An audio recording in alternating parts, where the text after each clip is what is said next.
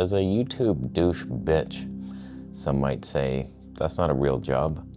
Who looked over your resume? I wouldn't hire you. Your mom hired me once and I worked late nights. That's all we know for sure. Some might argue, one camera, that's all you need? I would argue otherwise. I made a chart. This should be helpful for you. You have to sit down and look deep within yourself. What do I need this camera for? And can I get away with just one? Because we all have different categories. We're all doing different genres of stuff. For me, I do talking head YouTube studio stuff, shilling products from China. Sometimes I walk to the store to spend my affiliate link money, and I make videos along the way. I also make talking head videos in nature where I pray to God for forgiveness for shilling products that nobody wants.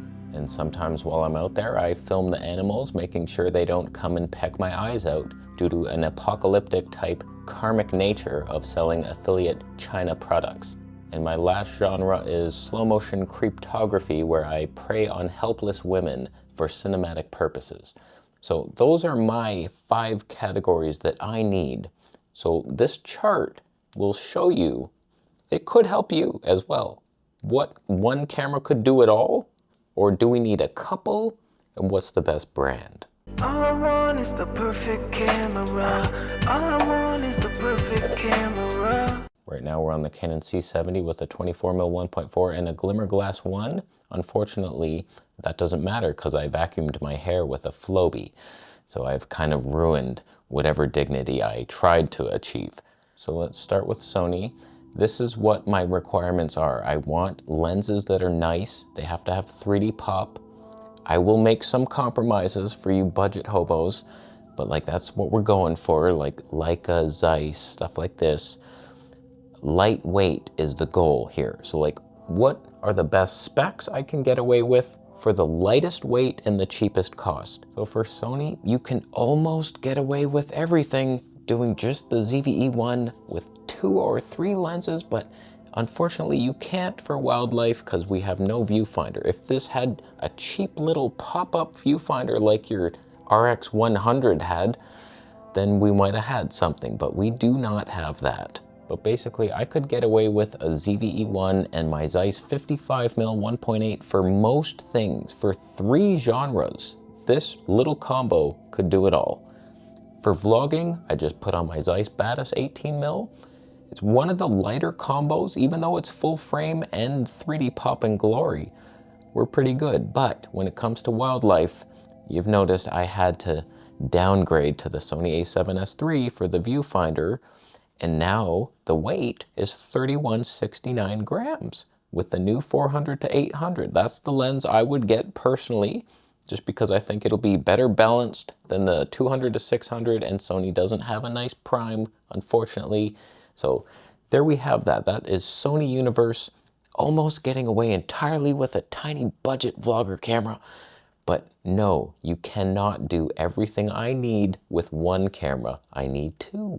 Now when it comes to Canon, to do everything I do, which is totally work, you could get away with one camera. Unfortunately, it's quite a bit heavier than my little ZVE1. This is 483 grams. That thing is 7, depending on what website you go to.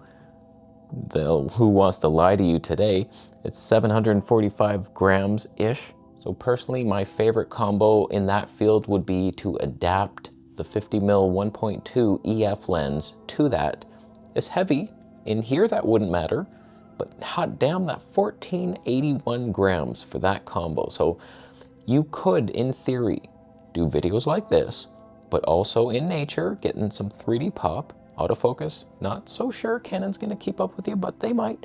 You could do the slow motion creeptography with that. It would be much heavier than the Zeiss. We're talking almost double the weight.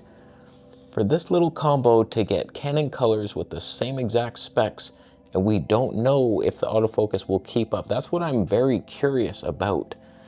It might be Canon glorious footage, because some companies here, there's 3 companies that cannot do that genre, where I point at desperate women trying to avoid my gaze, but they cannot avoid it. For vlogging on the R5 II, this is where dreams die pretty hard, pretty fast. Like, you have to go with that budget RF lens, 16mm 2.8, and then you're somewhat respectable, 911 grams.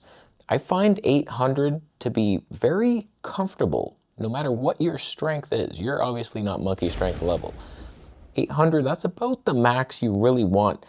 You're not going to be excited to vlog. When it's 800 or below, you're actually looking forward to doing it. You get super cinematic footage beyond what a Pocket 3 can do. You're willing to do it. Like it's fun. Canon, that would be somewhat okay, but that flattest bullshit lens ever. When you're debating like adapting an EF lens that extends it out, they're all heavy. Like you could use this 24mm, but at that point, that's like a once in a month type of special vlog that you're never gonna wanna do. So Canon, unfortunately, you're not great for vlogging from what I've seen. If you want a nice lens, like a Voigtlander 20mm or something beautiful, Canon, you suck. But potentially, when it comes to wildlife, Canon actually has the lightest system with a prime. Let me just throw a theory out at you. That 600mm Tony 11 prime might have the most 3D pop of any wildlife prime. There's no ED glass in there, as far as I can find it. There's a DO element, which is a strange thing where they crack an element in half, do zigzag patterns with lasers, and then meld it back together. No idea why, but it bends the light in a different way, allowing it to be much shorter. I just watched like 7 documentaries on that whole setup. So like that is why I bought the 600mm Tony 11, because potentially that is the lightest thing. Lighter than Fuji, like whoa. All right, let's just breeze through the last 4 companies, and then we might have to pick and choose from each company to come up with the ultimate system for each of these genres that we're all doing. Nikon Z6 III. You got your 50mm Tony 1.4 in here. It's got some pop. It's pretty lightweight, 1180. Lighter than the Canon setup, way heavier than Sony. Uh-oh. For vlogging, you get the 26mm 2.8. Here's the funny thing. The Nikon Z6 III is so heavy. It's like ridiculously 760 grams. One of the heavier bodies you can get. Looking at you, Panasonic, you're even heavier, you're fat. But that 26mm is so light, it somewhat makes it respectable. We're at 885 grams. It's a bit heavier than I would like, but you could vlog with that. You're extending it out there, it would be glorious, but Nikon doesn't have the best stabe. It's not gonna be the best thing you've ever seen, but you could get by with it. So like technically, one camera from Nikon could do everything I need. The wildlife, you're doing it 600mm 6.3. It's a bit heavy, but it's lighter than Sony, at least with the zoom, since they have no prime. So technically Nikon is the only company that can use only one camera for everything and also do it really well with native lenses and all 3D popping. Like that might be your sleeper system for the future. When it comes to Fuji, you're very unfortunate as a company and society. You would look glorious in here with the Zeiss to it, 32mm 1.8. I've already tried the 35 1.4. That's always the debate. People are always debating which one would you get. I would lean Zeiss because I haven't tried it yet and I'm curious. And it probably has more pop, even though you get less tonne. It could be fun. So like that's your lens for everything. Unfortunately, cryptography is not something Fuji does well at all. It's literally unusable. I will never try it again unless they have a new camera that has reworked autofocus algorithms. It never latches on to anyone. It's always hunting to the background. It's the worst. But for wildlife, 500mm prime, 1891 grams. You're not as light as the Canon, but you have more tonne and you're fun. You're doing stuff. You could somewhat get by. And for the vlogging, Zeiss 2 at 12mm 2.8. It's a little loud, a little like hissing focus motors, but 761 grams. So far, you're the lightest. So like there's a lot you could do with Fuji. You might even have the best look for the cheapest cost. No, I didn't write any prices down. Let me tell you why. They vary too much. And then there's used prices. Your country's different than mine. Are you haggling that used price? So like I could have looked for brand new, but go to hell in a basket. So Fuji is the first company that cannot actually do all the things I need it to do because it actually would fail in autofocus. So that's unfortunate. You would need Fuji plus another camera. When it comes to Panasonic, we got the S1R2. Could you even imagine a Leica 50mm Tony 2 in here with Panasonic Airy color science? Like, are you joking right now? Like, you might not be able to beat that thing. And somewhat lightweight, 1165 grams, that's not light at all, but whatever. You got your Leica, an actual Leica lens for once. I can't even imagine it. I saw one for $2,500 once, plus tax. Wow. But if you were vlogging, I don't see why you would carry that hefty thing. You would probably want to use the S9 for that. So you got your S9 with the 18mm, 826 grams. You're in the ballpark of my little ZV-1 with the baddest. Not bad, and more tonne. That's incredible, actually. Just way less specs, way less slow-mo, ouch. And for wildlife, in theory, you throw that Sigma 500mm prime on there, 5.6. It's a 2165 gram setup. That's somewhat middling in the specs. It's not too heavy. That's pretty decent, actually. It's heavier than my nothing. I just don't know if the stabe is gonna sync. They say it does, but I've seen so much footage of like the Sigma 150 to 600 with a Panasonic S5 II, and it's very jerky, and I don't know if it's the user's fault and he doesn't know what he's doing. It wasn't slow-mo anyway. Like, perhaps that combo with the 4K 120, decent stuff. Unfortunately, you have nothing slower than that for whatever reason, but they withhold it. And Panasonic is actually the first company that can't even do slow motion female creeptography because they have no autofocus in slow motion, and good luck manually focusing. The whole point of the creeptography stuff is getting humans in their natural habitat, behaving like they would if not on camera. As soon as a camera is seen, people behave different, they look different. You start doing TikTok shit where you're limp syncing. Boom, bam, bing, bing, bam. Y'all don't know what I'm on, bam. Will I continue that genre when I move to a small town? Probably not, and it'll die off a cliff. But like, I really appreciate that type of footage, just different humans and their expressions and emotions and the colors of their clothes and the interesting backgrounds and what are they gonna do to the camera, and then putting that to music. Like, it's a fun genre for me to make, and I really love it.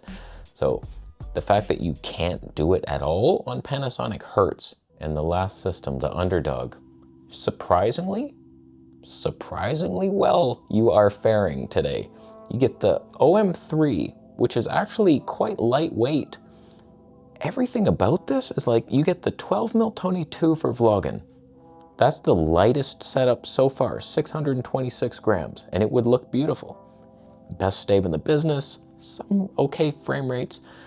And then like for in here, you're doing Leica 25mm 1.4, all cheap stuff, super lightweight. And when it comes to the wildlife, 300mm Tony 4 prime with that OM1, yes, you have no grip, but I find I don't care. It's only fun to like hold it. But like if you're carrying it by the tripod foot, which that 300mm is a bullshit tripod foot, not much space in there. But whatever, it's somewhat light. It's lighter than my Nikon. It's one of the lightest. Not really, I think it's like third place at best. But like, you could get some decent footage, 4K 60, 10-bit, it's like, wow, that looks really nice. And then HD 240 is like manual focus only, locked exposure. Like, a lot of things go wrong. It's no longer 10-bit, it hurts. There's a lot of pain in that system, but it's okay footage for hobos. Unfortunately, that's where your dreams die, because OM System cannot do the creeptography that we need in our hearts, because their HD 240 is locked manual focus. So just like Panasonic, they actually can't even do it. Even though Fuji can on paper, they really can't either. So if you want to do, I know that's a stupid genre that nobody is, literally not one person is doing, but like, just picture slow motion at a wedding or something. Like, same type of thing. You just want autofocus to work. You're getting moments and you're doing other stuff. It doesn't have to be so creepy, but only Sony, Canon, and Nikon can really do that for you. So when we put it all together for my life, if I wanted to have just the ZV-E1, I could not do it because I need wildlife. So I get my wildlife system. What would I choose? Technically, I'm very curious to see what the R5 II would be like with that 600mm prime. It might be just so glorious and lightweight and budget enough to where, like, I know the camera's expensive, but once you factor in the cheapest lens on earth, that is, it's actually cheaper than the Nikon with the 600mm prime. I want to compare those side by side. We'll see. But the R5 II could technically, in my life, replace the Z6 III and the Canon C70. I could simplify my life so much to where the R5 II is just for wildlife and using the Canon EF lenses for slow motion street videography, which I can't do on this. We could do everything with those two, ZVE1 and the R5 II. But I would personally need the ZVE1 for fun vlogging, or the DJI Pocket 3 if I had to. But you could get by with any of these systems, except the last three.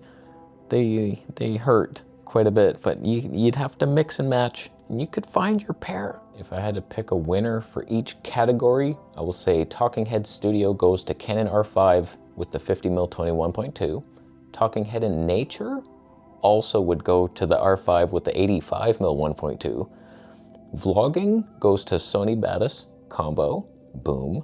Wildlife, I think R5 II would be the lightest and funnest setup and potentially most glorious. And then the slow motion street cryptography is a Sony ZVE1 55mm 1.8. So that's 2 cameras, 4 lenses. Not much money is spent. The odd adapter in there to make it work. You could do worse than that. So let me know which of those combos you would pick. Could you get by with just one system? Which system would you pick? Curious to hear your thoughts, and there that is.